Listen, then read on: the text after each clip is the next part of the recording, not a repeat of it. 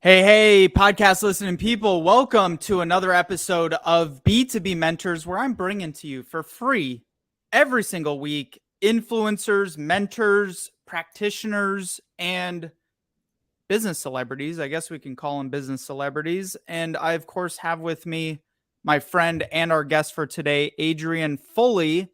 And we're going to talk about storytelling strategies to convert decision makers. You're going to love to hear about his background. Before we dive in, make sure, if not only just for you, I guarantee you there's someone else in your audience who's going to get great value out of this podcast. So please make sure to share it. We're on all your favorite podcast apps. Leave a review. It helps other people to find the show too. With that, Adrian, welcome, my Coloradoan friend, although I'm not in Colorado anymore. I'm now a Floridian. So we just kind of missed each other there.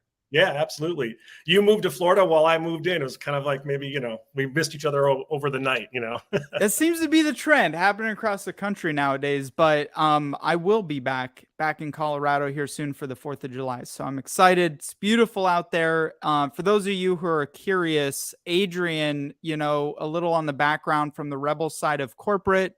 Adrian is passionate about building high-performing marketing strategy using the storytelling skills he honed in the entertainment industry and B2B marketing models. Adrian is currently the global CMO at ByoPlanet, which manufactures and supports health-related technologies. And with over 15 years of experience and insatiable, I love how you include it, insatiable curiosity, Adrian brings depth, creativity, and a fresh perspective to the B2B world. And we're going to talk about it, starting with brag about yourself. What led you, give us more context, entertainment world, celebrities you've been, bring us up to speed on where you're at today. By the way, I just want to say, I think the insatiable, I think ChatGPT wrote that because I hate writing my own bio. So I always run it through ChatGPT to make it better. And ChatGPT, who is Adrian Fulle? Well, one, he's insatiable and curious and also an expert in B2B marketing. And then boom. Exactly. So we'll get back to AI a little bit later. So I've got some really cool stuff to talk about there. But yeah, how did I begin my career?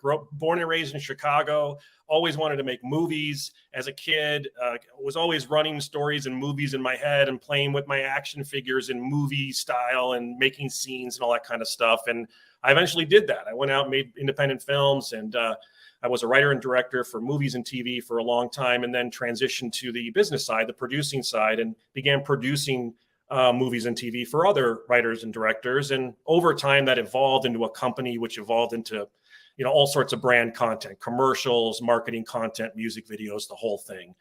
And around 2016, I was kind of burned out on that career. It's a 24/7 lifestyle, and you're always in high competition mode, and decided to change careers and really got into the marketing world in a totally different world, which is property restoration, if you can believe it, from entertainment to property restoration. And I thought, okay, this is great. It'll be 9 to 5. I'll have my weekends free. And I do have that.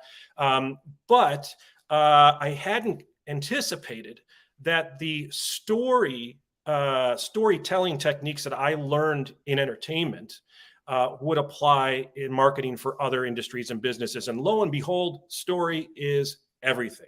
And so I thought, oh my gosh, I hadn't planned for this, but now I can bring all these old skills and bring them in and start to really supercharge businesses that never had anybody who came from entertainment before. And so that's sort of how I got into all of this. And that's why story has become the most important thing to me. And I think it should be the most important thing to all marketers.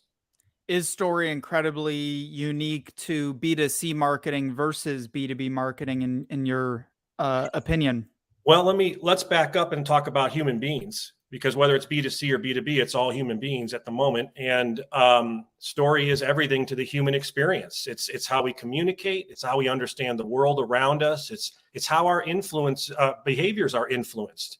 And, Connor, stories happening every second of every day. Right now, there's a story between you and I unfolding on this podcast. It's going to be in 3 acts. There's going to be a beginning, middle, and end. Hopefully the middle is exciting and keeps retention rates high, But am I the bad guy in the story, or are you the bad guy? Like, who's the antagonist? You're the Obi-Wan. I mean, I'd be happy to do it.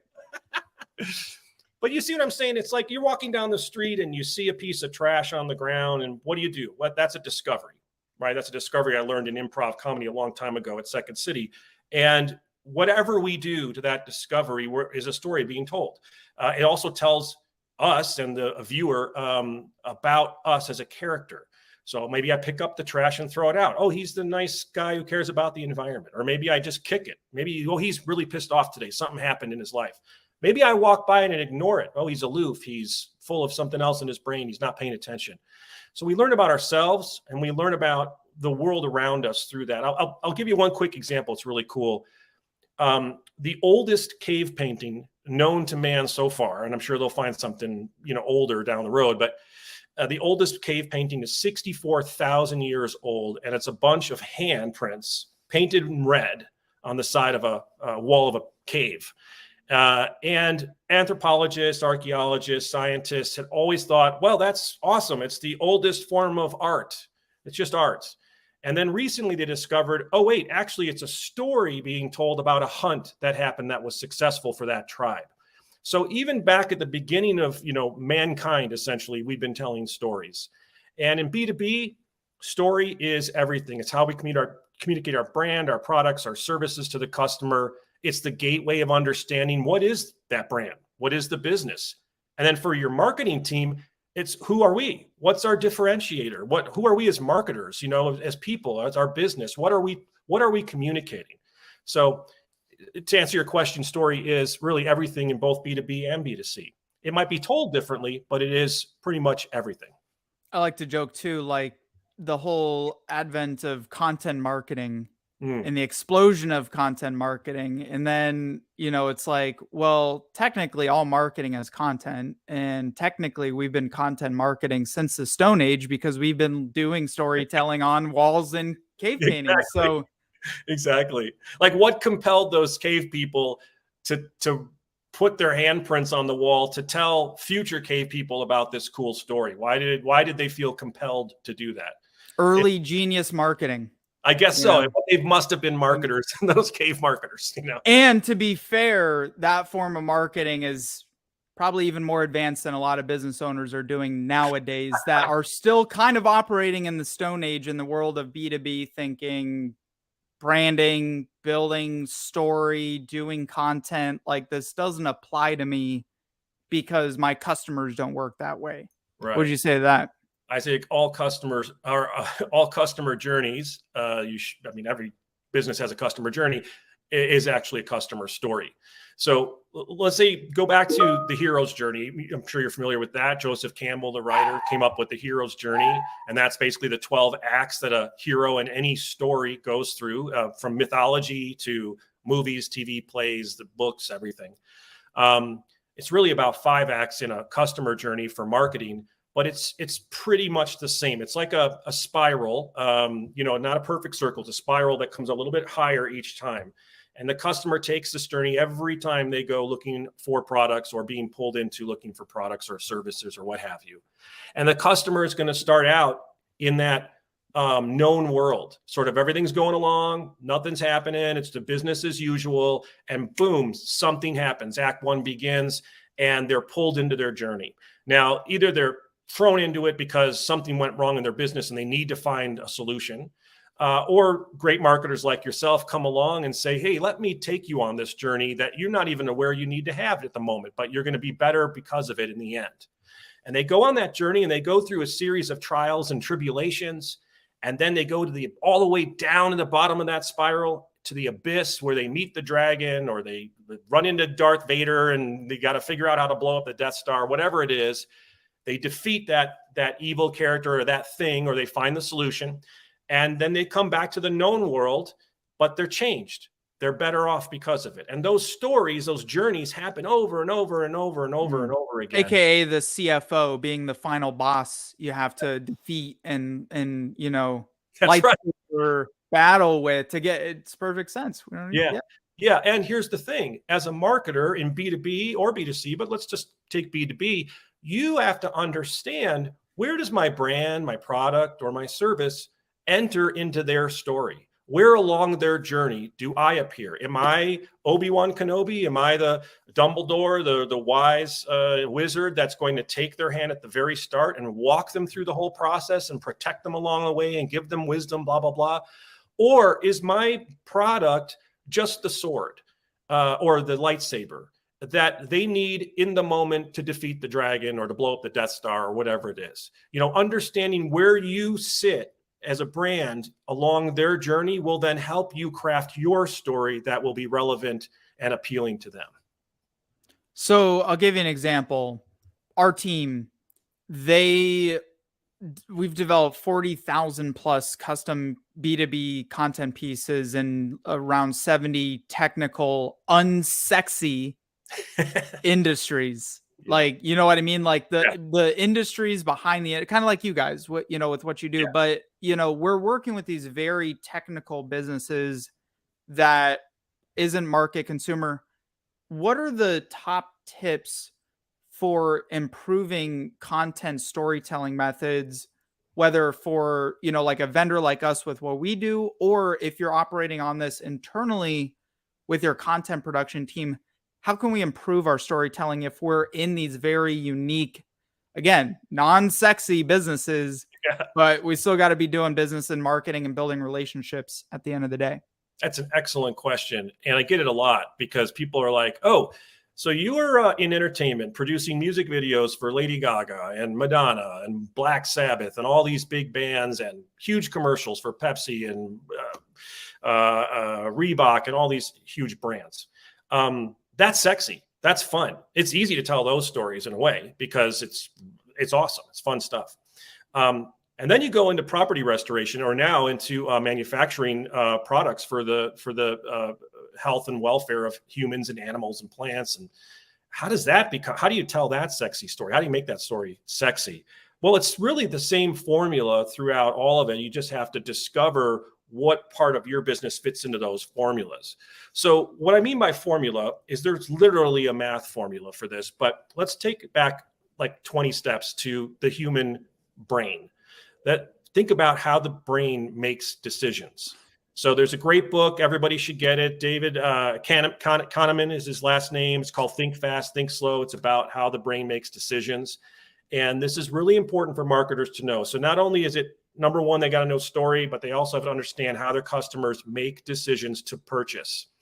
And it's a process that requires both systems of our brain. There's two systems in the human brain. We're the only ones with two systems. System one, which is your sort of automatic gut feeling, like something's bugging me. I don't know what it is. I can't identify it. That's your system one. System one's your fight or flight. It's your breathing. You know, you don't think about breathing. If we had to think about breathing, we would make decisions around whether we breathe or not. We'd be all dead probably. So it's that autonomy. Sorry, I forgot. Yeah. Good decision, Connor. Thanks for reminding me. Yeah. I was about to pass out there. System two, this is interesting, is your analytical brain. This is sort of the rational side of your brain. System one's irrational. System two's rational. It's weighing all the data. It's looking at all the benefits and the features of the product. It's thinking through the pricing, et cetera. But they work together. They're really one system. They're two parts of one system that they can't be separated.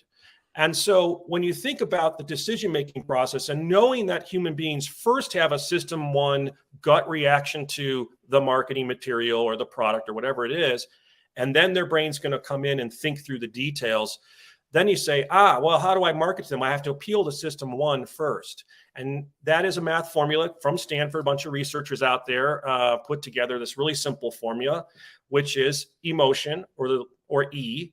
And this is B2B, by the way, E times VB, which is the value of the benefits, plus the value of the price. In B2C, emotion is super important. You have to have a high positive emotion around the brand, product, or service before you'll even start to think about the benefits and the features and the price. In B2B, counterintuitively, it's even more important. It's a multiplier. It's not an additive. And in B2B, as you well know, nowadays, we're looking at not just constructing the decision-making process for one decision maker. We're looking at buying groups, 3 to 7 people on average, usually. We have to get all those folks highly positive emotionally around our brand, product, or service before we can even bring in the data. Once they're highly charged around the brand, product, or service, then they'll consider the data. I'll give you one quick example. This is a consumer example, but it does apply. The iPhone. Not so much anymore, but in the first few iterations of the iPhone, you had these Apple heads who would sleep out overnight to get the next iPhone the morning it comes out, rather than just waiting a few extra days like everybody else and going to the store and getting it. And when they interviewed these folks, why would you sleep out on the street overnight to get, why is this so important? They didn't know why. They said the same thing every time. I just had to have it. That is high positive emotion around the brand and in particular the product. Now, we all know iPhone 27, the features and benefits aren't that much different from the previous iteration. Maybe there's a few more megapixels in the camera, or maybe there's... and nowadays especially, it's appalling what they're like. It's like, why? How about instead of planned obsolescence, just make the next one to last for 20 years and then, worry about it later, the next iteration later. But so we know that the benefits and features aren't so great that they're going to sleep out overnight for that. And we know the price at $1,200 is also not something that most people want to stomach. So they're sleeping out at night because they have such a high positive emotion around that product. And that's where we have to, as marketers, focus our energies initially, especially in the B2B, because again, it's so much more important in B2B. Focus on the emotional component of what your product offers. How do you connect? So, good example. It's easy to say doing a Lady Gaga video can be emotional. Great, we get that. How do you make buildings, in property restoration emotional? Or how do I make a disinfectant emotional, or disinfectant sprayer emotional? And there are ways. You have to connect with the human, not the thing, not the building, but the human that makes memories in that building, has relationships in that building. They watch their kids grow up in their house, the physical structure, et cetera, et cetera. And you appeal to those elements of the human experience. And it's even more emotional on the B2Bs. I just had this discussion with Wendy Lurie, major time CMO. And, the thing she's really recognizing and brought to the discussion also is like B2B decision making is actually more emotional, because if you get that iPhone, maybe you go into credit card debt, like your wife's mad at you, whatever. But if you're making a B2B decision, I mean, you could be putting your career at risk. You could, be looked down upon by your coworkers, your peers. You could lose company hundreds of millions, billions of dollars. Right. In some cases. And so it's even more emotional. I don't think other marketers are catching on to this. That's why this whole storytelling dynamic is that much more pertinent. Yeah, because we appeal to their emotions through the message. Is that you that rang the bell? That is me, yeah. I love it, dude. I love it. I need to get one of those. It's genius. But you're right. We have to appeal to their emotional side with a story, because that's how we communicate as humans. That is going to really tick those boxes and kick them off. And really understanding, again, where you come into their journey. And then when you come into their journey, how are you appealing to their emotional side first? Then their brain, once they're highly positively emotional around your product, their brain will justify the benefits and features. In many cases, I've seen them go, hey, let's talk about how we implement this. They're already bought it. How do we get it integrated into our blah, blah, blah? And then, of course, they'll justify the price. Their brain will tell a story that is so positive, the benefits and features just essentially affirm that story, and the price is of no consequence. And this is important as marketers when you think about pricing. If you can get like Apple does, you can get your customers at high positive emotional level, then you can start to play with pricing and see where those thresholds are. Because I guarantee you can increase price without any problem if there's super high positive emotion around your brand. Who's the B2B buyer you're approaching? Give us an example for First Onsite and then also for ByoPlanet, like the kind of decision makers you're marketing to. That's a great question. It's going to be very similar in many cases. So you're looking at the people who are the decision makers around physical properties. So facilities managers and directors, property managers, those kinds of folks who are the ones who are saying, we want to protect our property from being destroyed through a natural disaster. We've got a lot of whatever, you might say it's commercial property. We got a lot of product here and a pipe just burst and we don't want the water to destroy everything. That's when they would call in a first on-site type of group. At ByoPlanet, we are creating and making disinfectant spraying systems, disinfectant chemistry that's super safe for animals and humans and plants, but yet really does an awesome job at reducing pathogens and viruses, et cetera, makes your indoor air quality better and safer. So a lot of the same folks, the folks that are making the decisions around the physical structure. And you can hear my dogs barking. Your dog seems to love it too. They love it. Also, I'm very appeased. I don't have a tumor because I can hear the dinging and I can hear the bell and you can hear it too. So I'm good. Like, you know. Cool. So if you think about it, it's interesting. There's all these studies have been done lately. There's a guy named Joe Allen at Harvard who's like this rock star in indoor air quality world. And we're learning now, this is now becoming mainstream. It's not just in the B2B world of folks like me who sell, equipment that cleans. When you have clean air and you're breathing clean air and your environment is clean, and we'll get into that in a second, what that means, your cognitive abilities increase. Your health and wellness increase, of course. You get less sick. You don't call in. There's less PTO days for the business. If you're a student, you perform better on tests. There's a whole slew of extremely important aspects or outcomes from just literally the clean air in the environment that you breathe that we're now just learning about as more and more studies come to light. So the more we can clean the air, we can wash the air. This dinging is really, really going crazy. I wasn't sure if it was intentional and you made the ding because I said such a great point. But do you want to pop your phone on silent real quick? Or I don't know how to do that, man. That's the one thing. Don't know how to silence your phone. All right. It's on my master computer. Marketing genius. Yeah, entertainment bit can't put his phone on silent. So it's the computer actually. So we can work. Oh, gotcha. We'll try to edit each, and it'll sound like that, but that's fine. So, and the reason I asked that last question was, okay, so I've got my storytelling dialed in and ready to deploy in some of these very complex, businesses.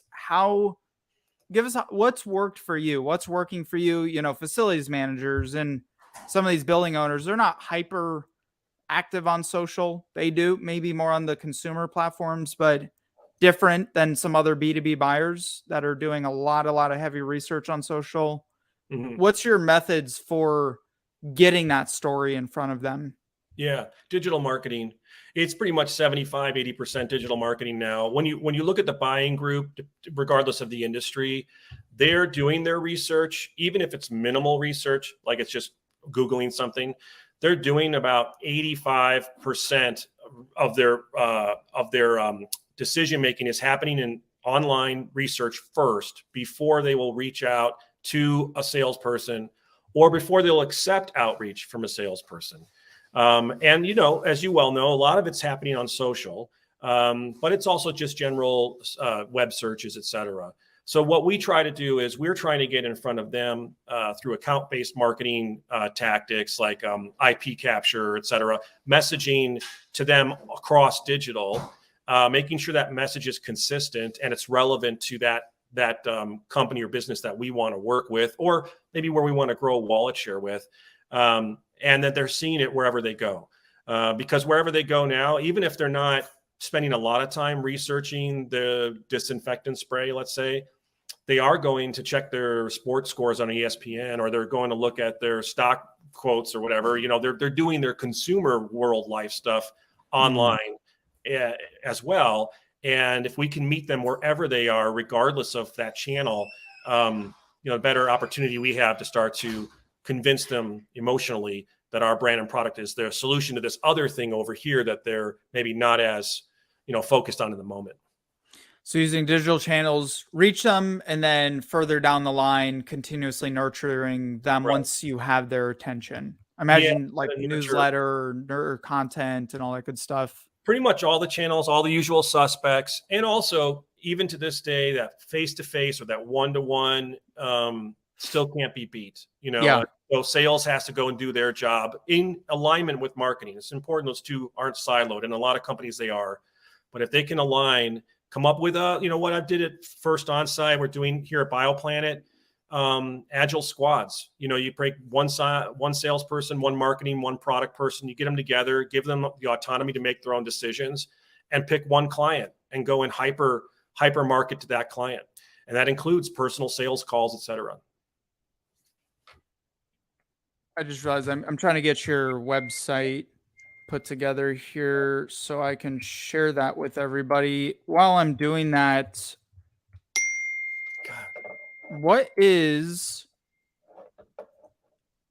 any last minute thoughts, value adds, 30 seconds that you want to share before we wrap up here? Sure. Yeah. So the rise of AI. Besides if you know how to turn off the sounds on a phone, please message Adrian like today. Exactly, please.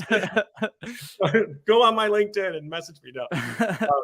Look, we're seeing the rise of AI, Connor, and this is exciting. I use AI, like I joked about earlier. I use ChatGPT every day. I use a lot of different AI tools now, pretty much every day as a marketer. Not just me. I'm in a CMO group that came out of Stanford, and there's about 60 of us, and these are heavy hitters in the world of marketing, and we're all using AI all the time. The thing that none of us had considered until just recently is that not only is AI an effective tool to use for marketing, but in the very near future, we as marketers will be marketing to AI, not to humans. It'll be split. There will still be marketing to humans. And especially in the B2B industry, you need to understand that personal assistants, buying assistants, all sorts of AIs are coming in the next couple of years and will be managing the menial tasks that a lot of executives and leaders don't want to do. Research, even just going to Amazon and buying your usual, your necessities for your home, your paper towels, et cetera, every month. These are going to be given off to AI, which means that emotional component we talked about earlier doesn't exist with AI. So how do you market to a machine that only looks at values and benefits and price?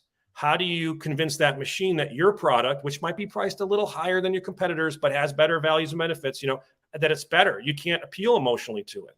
So there's a whole new door that's opening for marketing that folks coming out of school right now are going to learn and become native in. And old guys like me are going to have to learn, or we're going to get, left by the wayside, because we are going to have to start to market to machines. Hadn't even thought about that one. That's insane. That's an insane concept. We are marketing to the machines. Exactly. Please do not take us over. Yeah, exactly. Please don't run the world and Skynet us. That'd be horrible.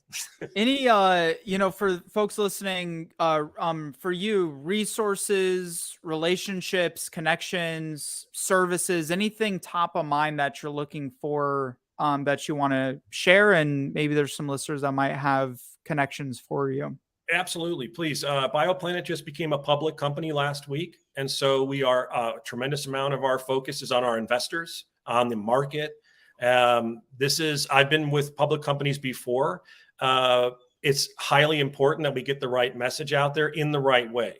So if you're in that world and you do content and create content for companies specifically to appeal to investors and to, get that information out to the markets, please contact me. I'd love to chat with you because we're just ramping up with our vendors for that. And then again, we are highly, highly concerned about indoor air quality, our spray systems, our chemistries. All the work that we do is really to increase the quality of the air that we live in. By the way, one great statistic, 90% of our lives is spent indoor. Can you believe that? 90%. We're basically indoor creatures now. We're not outdoor creatures anymore. Yeah. So if you're in that world and you market or you sell or you offer some kind of platform, just please contact me. I would love to talk with you. Awesome. I love it. And best way for people to find you, follow you, get into contact with you. LinkedIn is the best way. I'm highly active on LinkedIn. That's my social media of choice. I'm pretty much on every channel, but that's the one I'm on every morning at 5 o'clock, like clockwork. In the morning, as soon as I get up, I'm posting or I'm commenting on posts or liking and whatever. That's the best way to get a hold of me. And you can always, of course, just email me at afulle@byoplanet.com. Awesome, man. Well, super grateful for your time, and bioplanet.com as well if folks who want to go check that out. And make sure you go follow, connect, build a relationship, subscribe to the show, leave a review. Much love to you, my friends. Make it great, and we'll see you on the other